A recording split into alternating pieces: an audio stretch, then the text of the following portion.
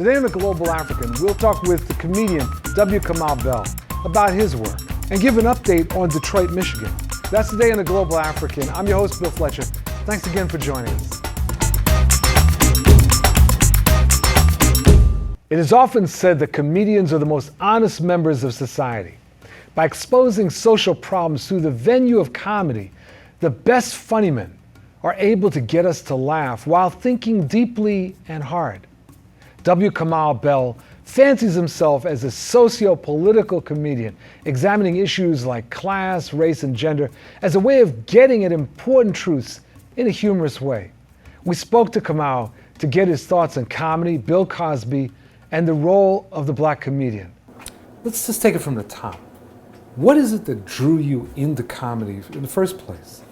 I think every kid has a thing that they're really excited about, and some kids want to be basketball players, some kids want to be rappers. I wanted to be a comedian. That was just like, I remember Saturday Night Live, and my mom always said I would do anything she asked me to do if she promised I could watch Saturday Night Live.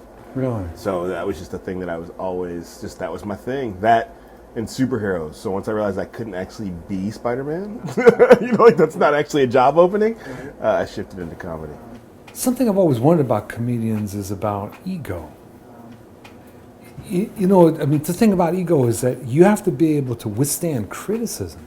You're up there, and there's not always applause. Yeah, I don't know if you just have to be able to process it. I don't think, some people have it different. I think every comedian has a different way of handling it. Some comedians don't hear criticism, they just sort of keep doing what they do. For me, it's about processing it and sort of like, okay, taking it in and then putting it back out again. And, so for me, it's like I can't pretend like when I get criticism or if I bomb that it doesn't affect me. I just have to sort of like shake it off. A friend of mine early on in comedy said, you know what, after I'd had a really bad show, one of those shows where it's the first time I'd headlined, but I didn't have the time. I was supposed to do an hour. I think I did 35 minutes. I walked off stage, walked into the parking lot, walked to the hotel, didn't say goodbye to anybody. And I called my friend. He's like, you know what you need to be? He said, you know what you need to be a cornerback in the NFL? I said, what? He said, short memory. And so that was always been something. So you need to be able to sort of like cornerbacks in the NFL get burned all the time. Right. But they have to be able, even the best ones. But you have to be able to sort of just let it go. So I think I've gotten better about that. It's still pretty hard. Right. It seems to me that in the face of that kind of pushback, there really has to be something deep inside you so that you can go forward.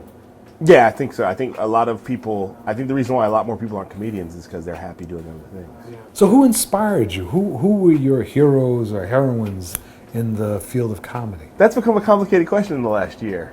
Bill Cosby. Uh-huh. You say Bill Cosby now, but when I was a kid, Bill Cosby himself and the Cosby Show. Absolutely. And then Eddie Murphy on Saturday Night Live. Like Bill Cosby and Eddie Murphy were very big they're big for a lot of people, but I think as a young black kid growing up, they were both sort of living their lives and just sort of really, I think Eddie Murphy was like a rock star. I knew, I was like, I'm never going to be that. There's just something about Eddie Murphy that feels like whereas Bill Cosby felt like a person. And I felt like, I think I can be a person. And also he was really smart. I really liked the fact he was really smart, but also silly. And I felt like that's something that I could relate. That he could play from the top of his intellect and the bottom of his intellect in the same routine. Absolutely. And I felt like that's something I really enjoyed doing, sort of using the top of your intellect, but also being goofy. And I think that's a real place I like to live. Two of my favorites, hands down, were Richard Pryor and Robin Williams. Richard Pryor's like Michael Jordan, that it's only arguable if he's not the best. If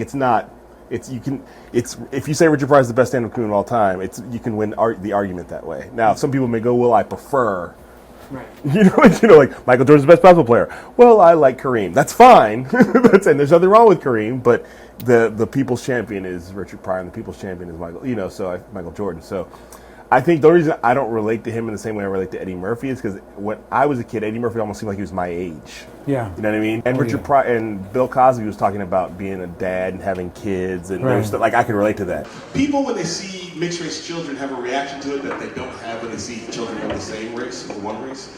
How can I explain it? Remember the first time you saw an iPad? And you freaked the fuck out?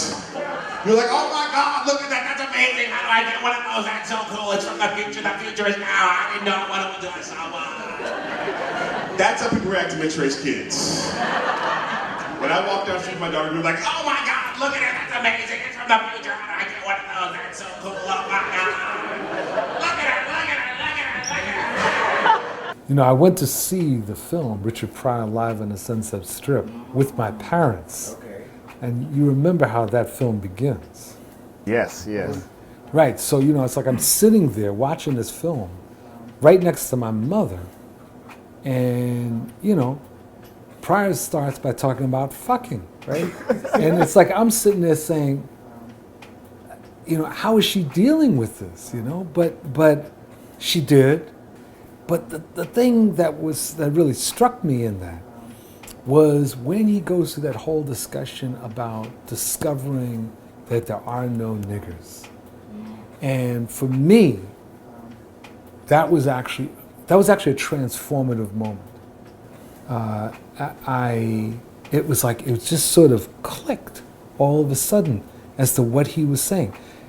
As someone who had for years, you know, as a comedian, had been using the term nigger, nigger, nigger, nigger, nigger, and he just stopped.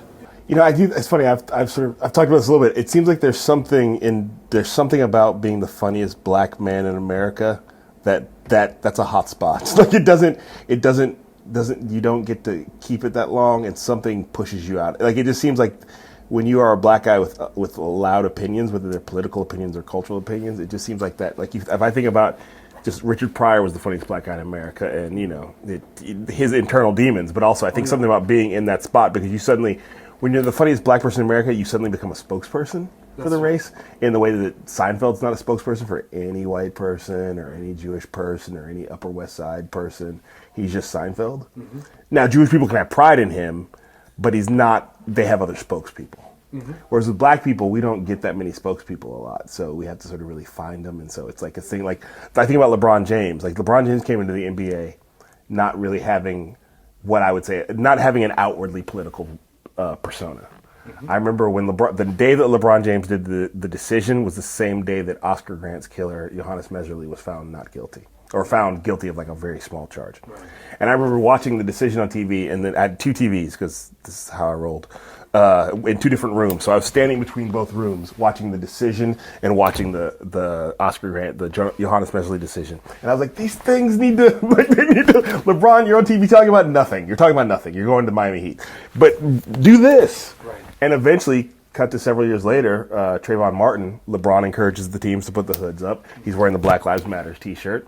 And I think some of that is that when you're a famous black person in America, true of many women, you get invited to be a spokesperson or you get pressured to be a spokesperson. Now, not everybody takes that pressure, you know? Mm-hmm. And so suddenly he's wearing a Black Lives Matter t-shirt, you know, at the shoot around. He didn't say too much, but he's wearing the shirt. And I think when you're a comedian, I think that pressure plays on you in a different way, because when you're a comedian, you just want to be funny, mm-hmm. And you don't always want to be correct. No gentrification's bad, because there's white people upset about it. There's white people in Adams Morgan right now like, I have lived in this neighborhood for 2 years! 2 years, goddammit!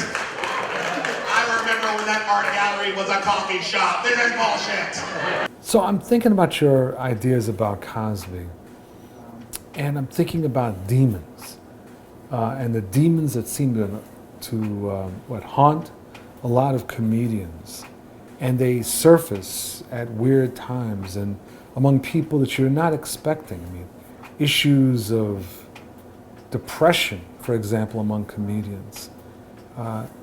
What is it? What is your take on the Cosby controversy? I mean, as a father who has two daughters, the last thing I ever want my daughters to think is that they can't tell me if they've been sexually assaulted and that I'm not going to get their back. So I certainly in that sense I have to stand up as a man and say, if there are women who say they've been sexually assaulted by Bill Cosby, then we need to investigate these claims. These women, and it's in the dozens of women, deserve to have their claims investigated and deserve to be heard and listened to. So, because many times when women claim they were sexually assaulted, people don't listen to them. I don't think you can sort of walk this line of like, I'm just going to keep showing up and giving art to people and speaking at things. I think that's not the guy he told us he was. as far as comedians and demons, but again, having said all that about Cosby, I still can't excise the kid in my heart who responded to Bill Cosby himself in the Cosby Show. Oh yeah. When I was 8 years old and I see Bill Cosby himself and I go, that's the funniest person I've ever seen in my life. Yeah. I want to do that. Yeah. And the Cosby Show for me was big. Like it was for a lot of black people because there was a sense in the media that all black people came from the hood and lived a hood lifestyle, and some people do. And there's nothing wrong with that lifestyle. That you come from where you come from. But my family reflected more the Cosby Show lifestyle of like black people talking about black stuff and you're expected to get an education and you're expected to and I'm not saying that life is better than the other. I'm just saying that like that I was like, oh yeah, that's the life I live. Right. Sort of a middle class lifestyle. I'm lucky to have this life. So people have to make a choice. Do you sort of excise him from your life and don't ever listen to Bill Cosby himself again and stop saying his name? Or do you sort of create a space where you're like, there's the art and there's the artist? I have friends who don't listen to Miles Davis because of right. Yeah. Right. I understand. Right. And I still listen to Miles Davis, but I also don't. If I turn on Miles Davis and my friend goes, I go, all right, let me turn. We have to be sensitive to other people's things, especially people who are our friends. So I don't think comics have more demons. I think comedians get more access to their demons because comedy does not encourage a mature, well-developed lifestyle. Comedy encourages a stay up late, sleep all day, get a drink or two or nine after the show, hang out with people that maybe you shouldn't be hanging out with, go on the road by yourself, you get lonely. Then everybody handles that differently. Some people it's alcohol and there are substances. Some people it's other people they shouldn't be with. Some people it's sort of turning inside on themselves. Well, I'd like to segue into final question. What would you say to a young person who's 8, who's in their teens, that is saying that they want to enter the world of comedy?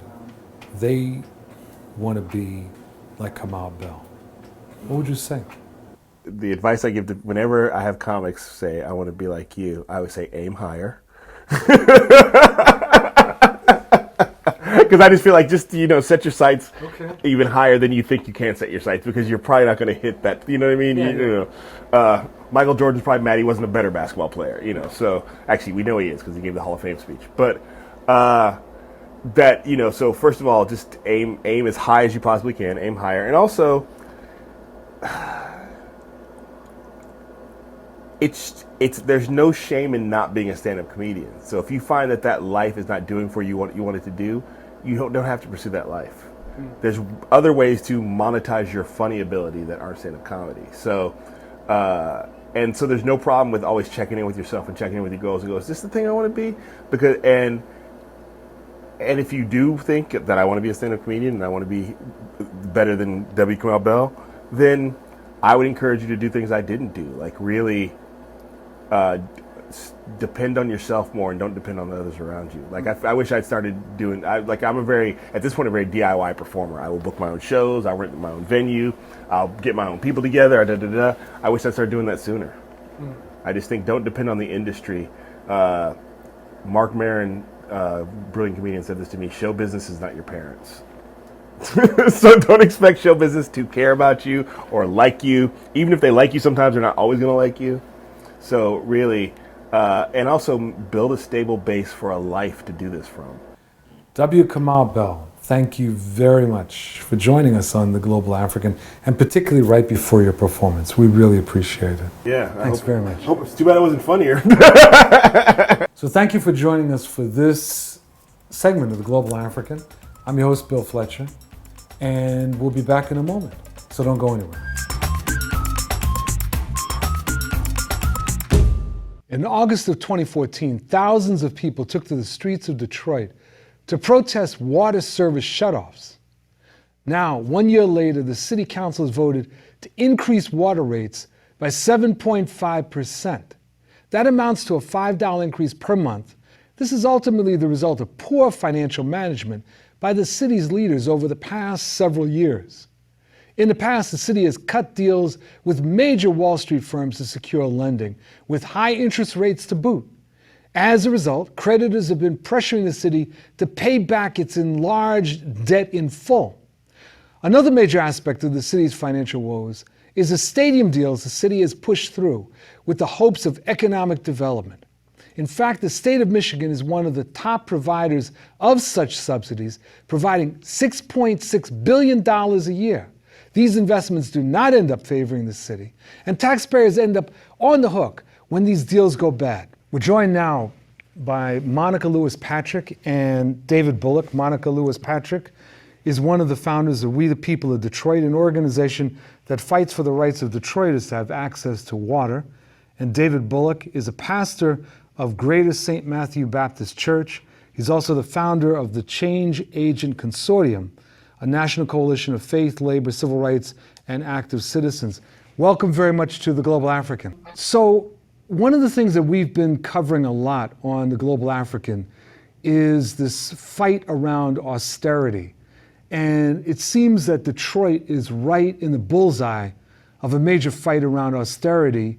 And I wondered if you could speak some about that and about this particular issue about water shutoffs. Detroit is ground zero for the fight, I guess, between prosperity for all and austerity measures that ultimately benefit some. I mean, the bankruptcy, largest municipal bankruptcy in the history of the United States of America, the attack on pensions and pensioners, the destruction of healthcare benefits for city workers, really taking their rights away, even in terms of their ability to negotiate during and after that process, to massive transfers of assets and changes in work rules and funding formulas, ultimately, that benefits those who are already beyond wealthy and really puts a burden, an undue burden on those who are middle to low to no income. And so Detroit, I think you're right about that. Detroit is ground zero for this whole question of austerity versus prosperity. It would help if you could explain to our viewers, where did this issue come from, this issue of shutoffs? I mean, I know that in any city, there's always going to be some shutoffs, but it seems like it's an epidemic in Michigan and in a number of other places.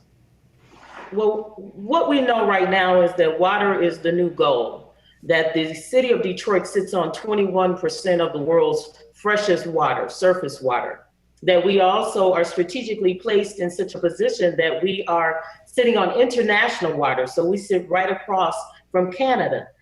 So that is open and very much prime kinds of opportunities for trade and commerce. 23% of the commerce that comes into America comes in by way of Detroit.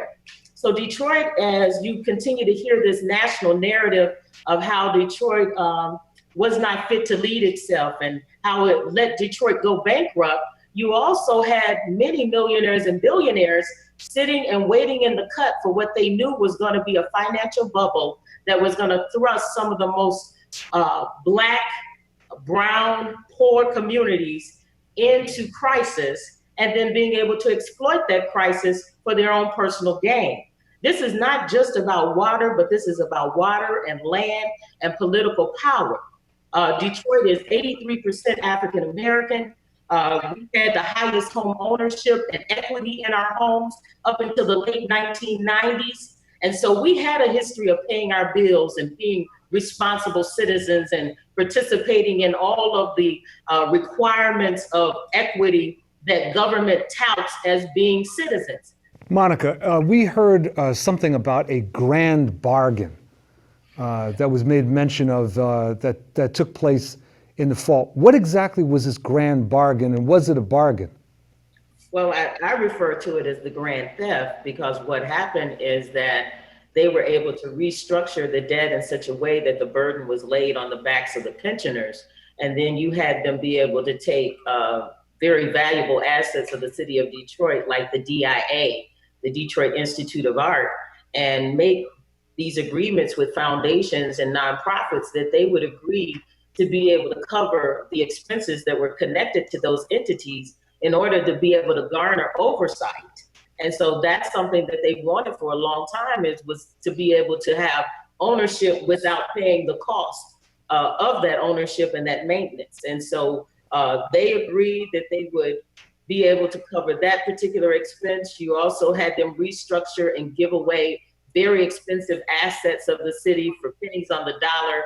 You had Hans Farm be able to commandeer riverfront property for pennies on the dollar. You had Mr. Illich be able to renegotiate a deal where the citizens had already stated that they could not bear the burden of another recreational facility here in the city without the millionaires and billionaires encumbering some of that expense.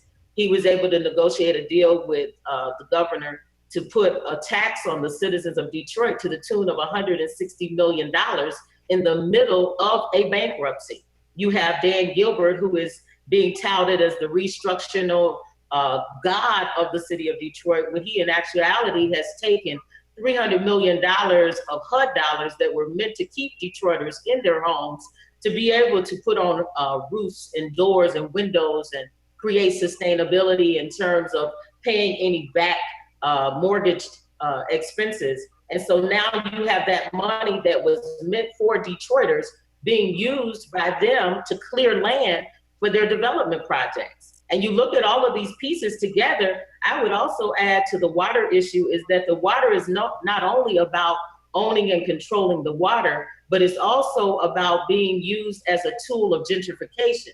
Because in the communities where they're shutting off water, they're shutting off mass blocks of communities. They're not just going in and shutting off one individual because that person hasn't paid.